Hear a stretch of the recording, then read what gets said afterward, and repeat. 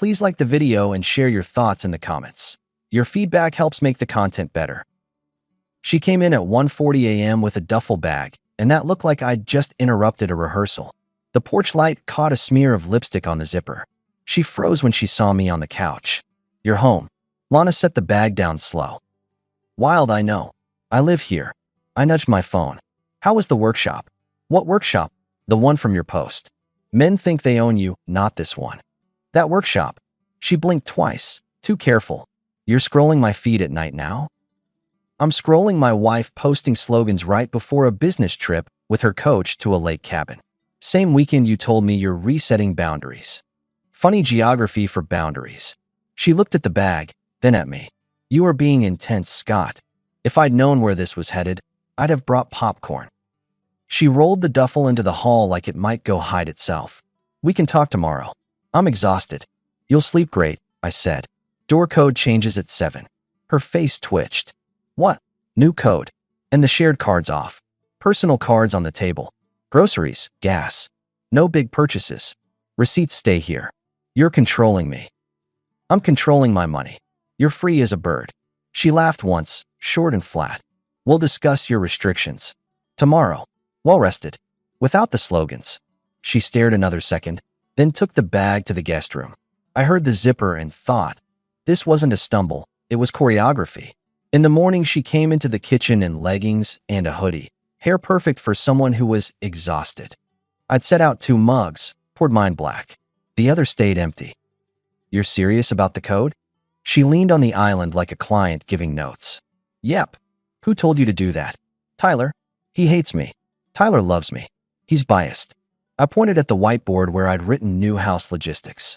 Groceries, separate. Gas, separate. Mortgage and utilities, my lane until we decide anything else. No new subscriptions, no mystery charges. Car insurance stays. You keep the Subaru. I'll send the new policy ID. You think you can cut me off? I'm saying I'm no longer funding a story I didn't write. She opened the fridge, closed it, opened it again. "What were you doing home last night?" "Schedules change. My client moved a review, so I came back early." I took a sip. Odd that a coaching retreat happens at the exact lake house where couples go for anniversaries. "Eric books venues all over," she said. "It's scenic." "And the slogan?" She pulled her phone from the hoodie pocket. "Oh, so I'm not allowed to have thoughts. You're allowed to have an audience. I'm allowed to decline sponsorship." A pause. She softened a touch, as if she'd found a new script. "Look, I've been feeling stuck. The posts are about me finding myself. It's not about you. It becomes about me when the finding looks like logistics." Logistics?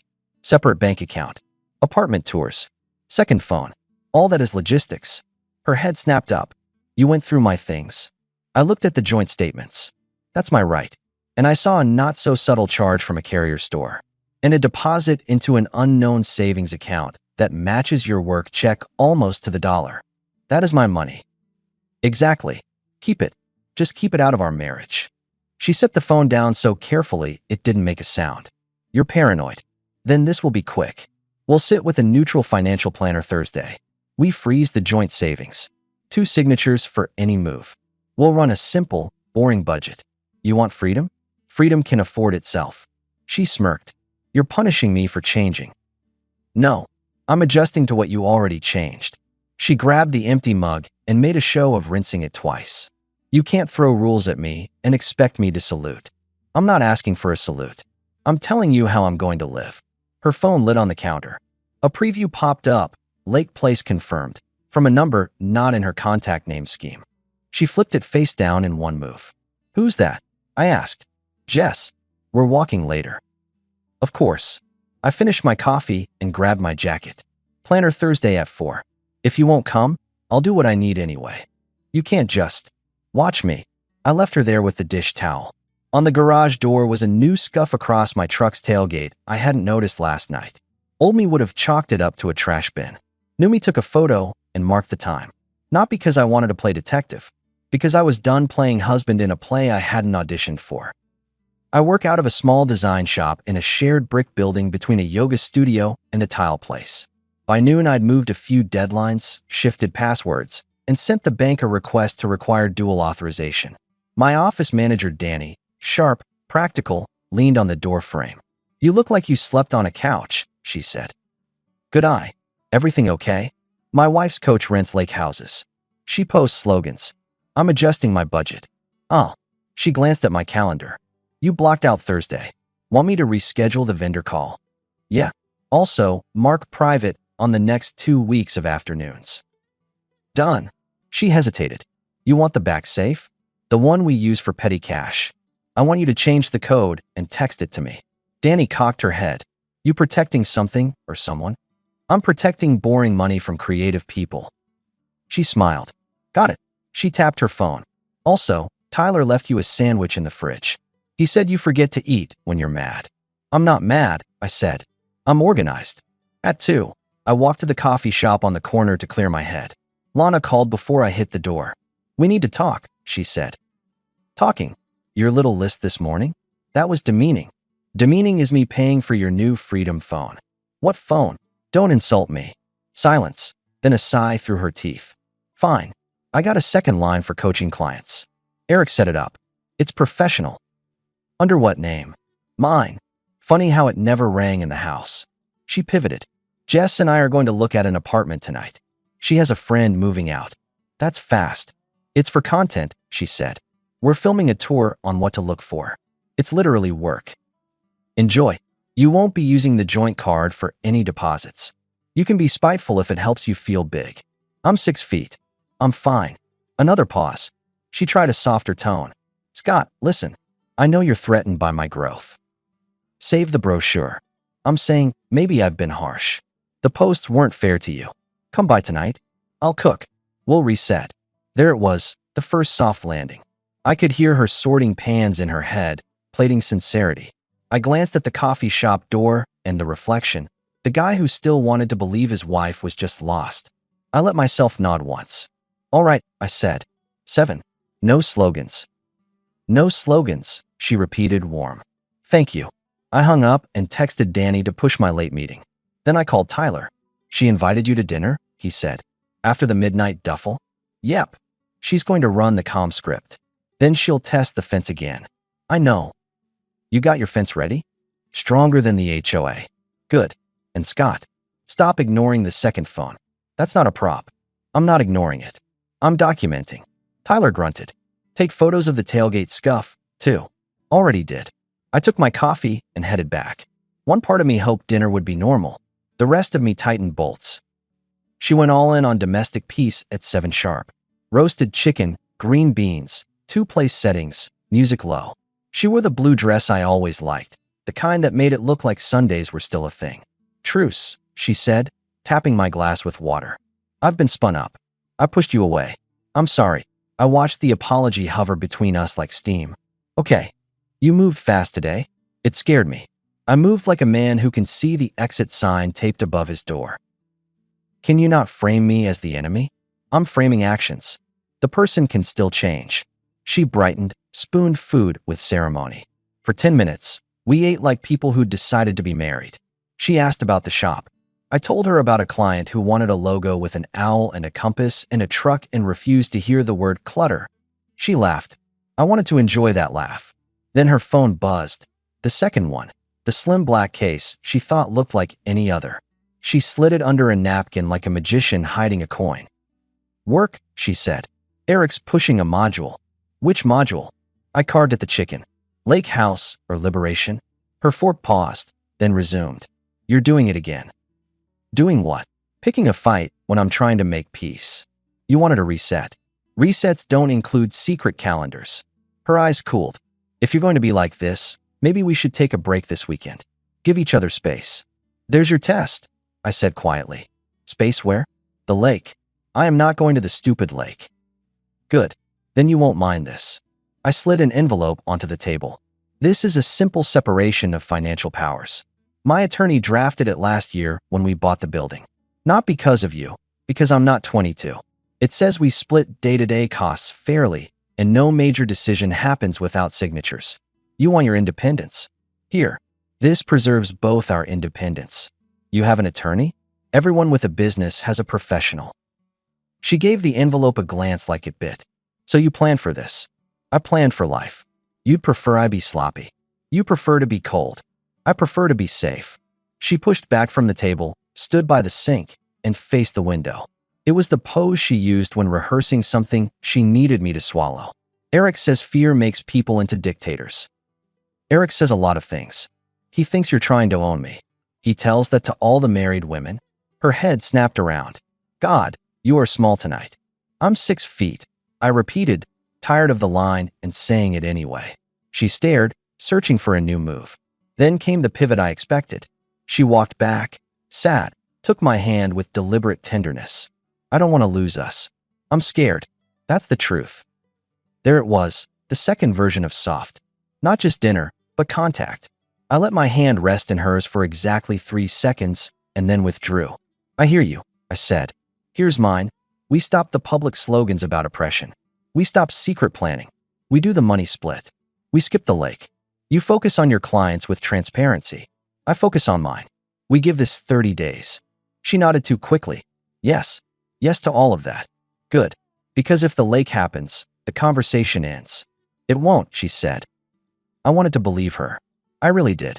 After dinner, she reached for me in the hall like the old days, the kind of brief, familiar touch that says home. I kissed her forehead and kept walking. Her palm hovered and dropped. At 11:20, a text pinged on her second phone. She left it on the entry table and went to shower. I glanced. Leaving at 6 a.m. We'll have the key. I took a photo. I didn't need to know who he was. The phrasing was enough. At midnight, she came out in a soft tee, hair damp. You coming to bed? I'll be there in a bit. She nodded, went down the hall, turned off the light with that same rehearsed gentleness. I opened my laptop and built a folder. Screenshots, bank movements, the body shop estimate for the tailgate, a copy of her content planning calendar with Murphy's, Thursday, circled in a way that wasn't content. The texts I'd gotten from Jess earlier, don't drag me into this. That one had earned a call from me that afternoon where I told Jess she was already in it. Scott, Jess had said, voice tight, this isn't about you. Everything done in my name is about me. Click, save, label. Sleep came cold and thin. Thursday afternoon, she put on a blazer and heels for the planner meeting. Then, remembered, an urgent coffee with a client. I'll meet you there, she said, sunlight on her face like stage lighting. Don't be late, I told her. I won't, she promised, and didn't show. At the planner's office, I signed the freezes alone. The advisor, retired, calm, watched me as he stamped papers. You're doing the right thing, he said. I'm doing the grown-up thing. Same thing sometimes. As I left, my phone buzzed. A video from Tyler. He was at Murphy's, the neighborhood bar that smells like fryer oil and spilled beer, the place where birthdays became blurrier than they should. He filmed a corner booth. Lana, in the blazer, laughing with Eric, whose hair and teeth were always trying outshine each other. Jess sat beside them, texting with her head down like she was hiding behind the screen. Tyler's text followed. You still waiting for your planner meeting? I stared at the image until the edges blurred. Then I called Danny. Cancel my 3:30, I said. Send an email to clients about new billing procedures. No shared access for anyone but me on authorizations. Then lock the back file cabinet. I'll pick up the key. Done, she said immediately. You okay? I'm done being polite. I drove to Murphy's, parked around the block. On the way in, I tapped my phone and opened the recording app. I slipped the folder under my arm. At the door, a bouncer I knew named Marcus, big, gentle, nodded. She's in the back, he murmured. Tyler told me to keep an eye out. Thanks, man. You want me to walk you over? I've got it. Murphy's was 3/4 full. TV over the bar, clack of pool balls, someone laughing too loud at nothing, as usual. Lana saw me as I approached and did that fast blink again. The look of an actor who forgot her next line. What are you doing here? She asked, voice bright for the table.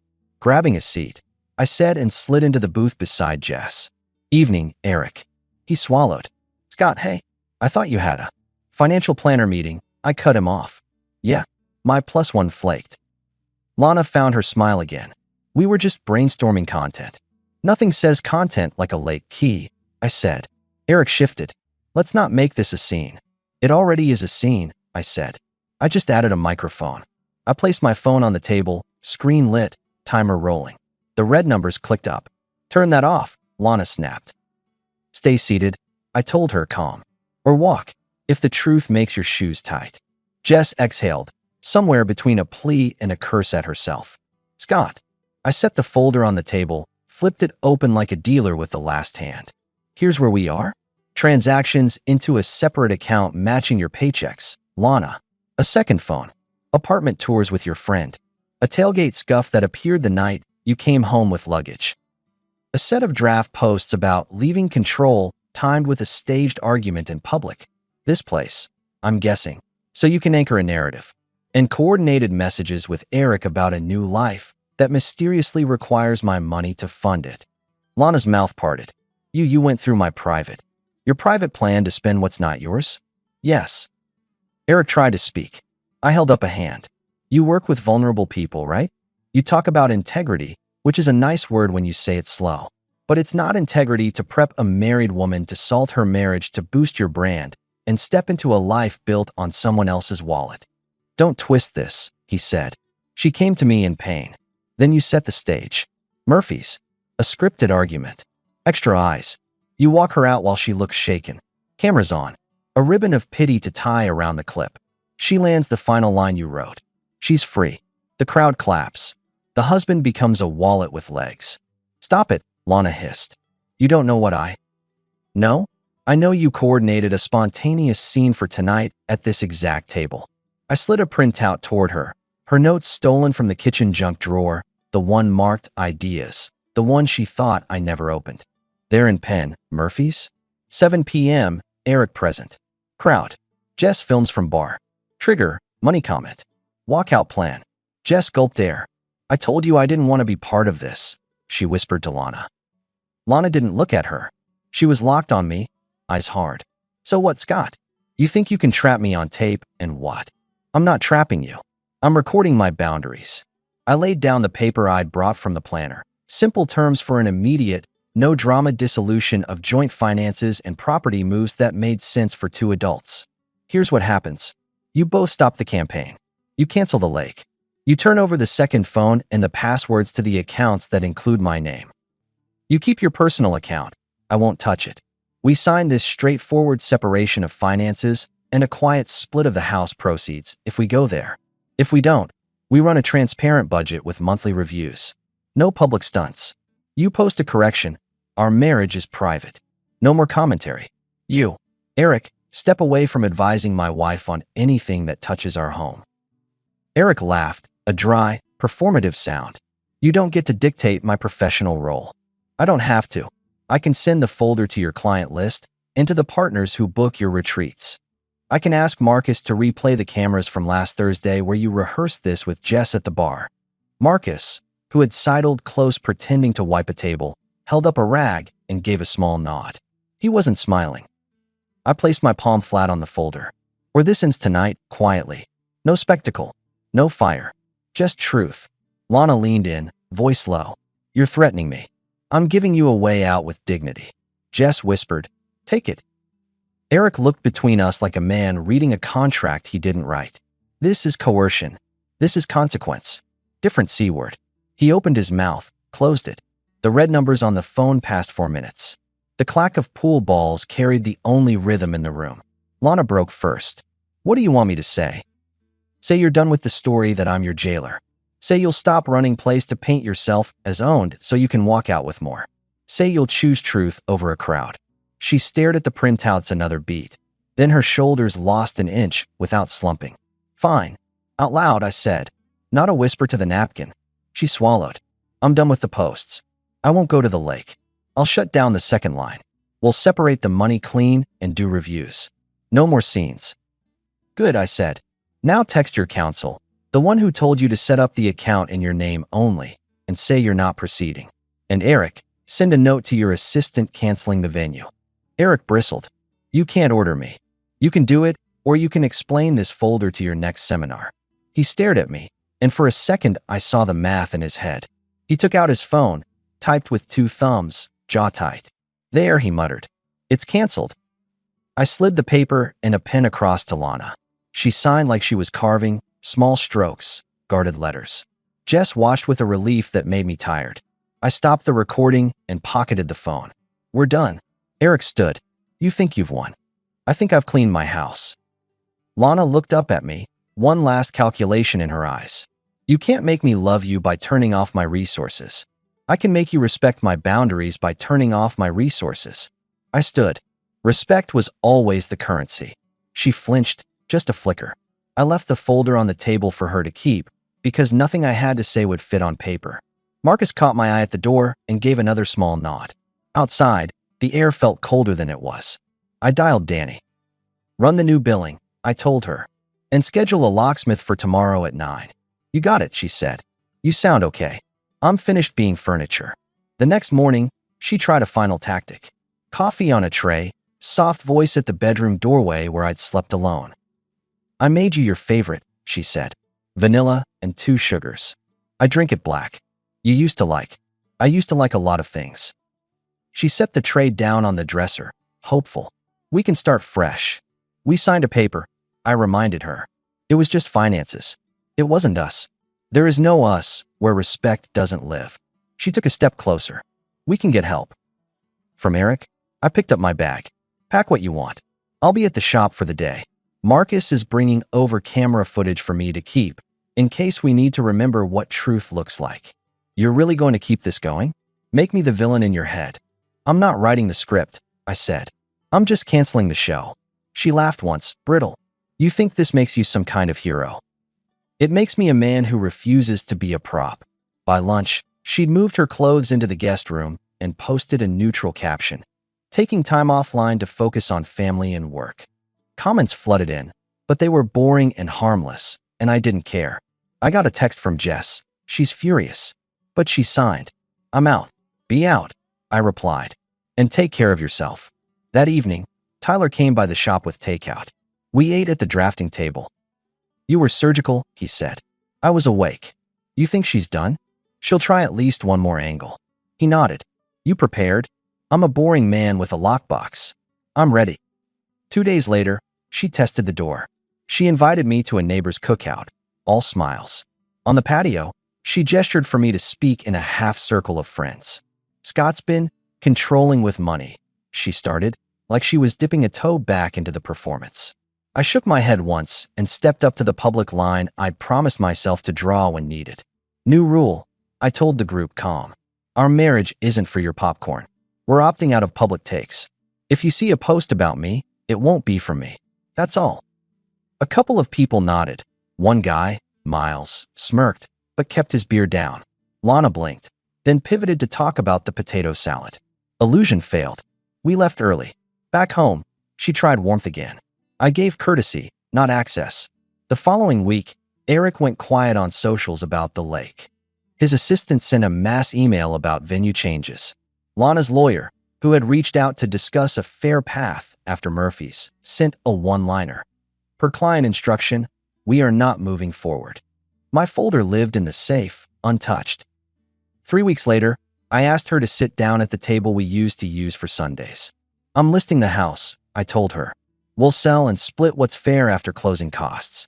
You keep your Subaru. I'll take the truck. No buyouts. She stared at the wood grain. You're done. I'm finished trying to be liked by someone who doesn't respect me. You get a straightforward, clean exit. No drama. No narrative. You can't just end it like this. I'm not ending. I'm finishing. She tried anger. You're cold. I'm disciplined. She tried begging light. We have history. We have patterns. She tried insult.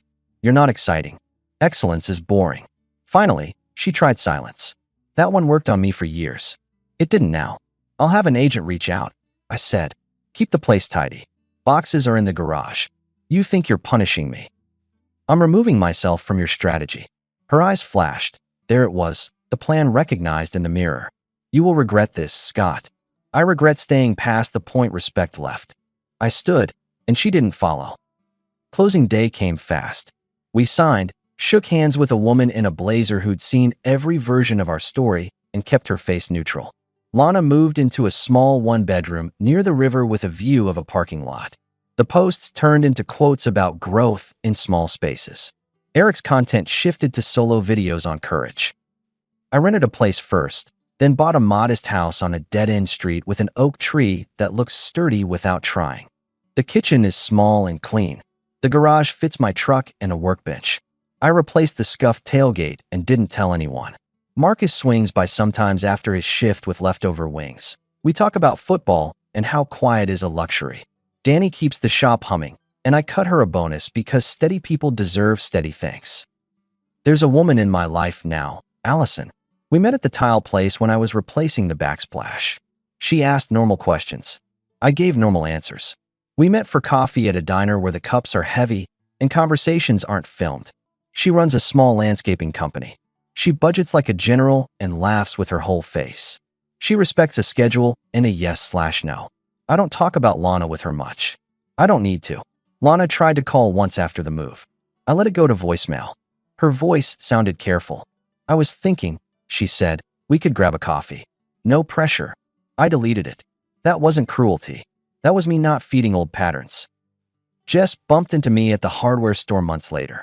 She looked tired and lighter at the same time. You look good, she said. I sleep, I answered. Helps. She's different now, Jess added. Calmer, but not better.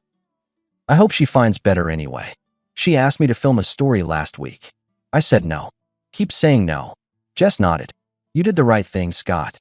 I did the necessary thing. On the day I moved the last box into my new garage, I found the old folder at the bottom of a crate. I flipped through once. Transactions.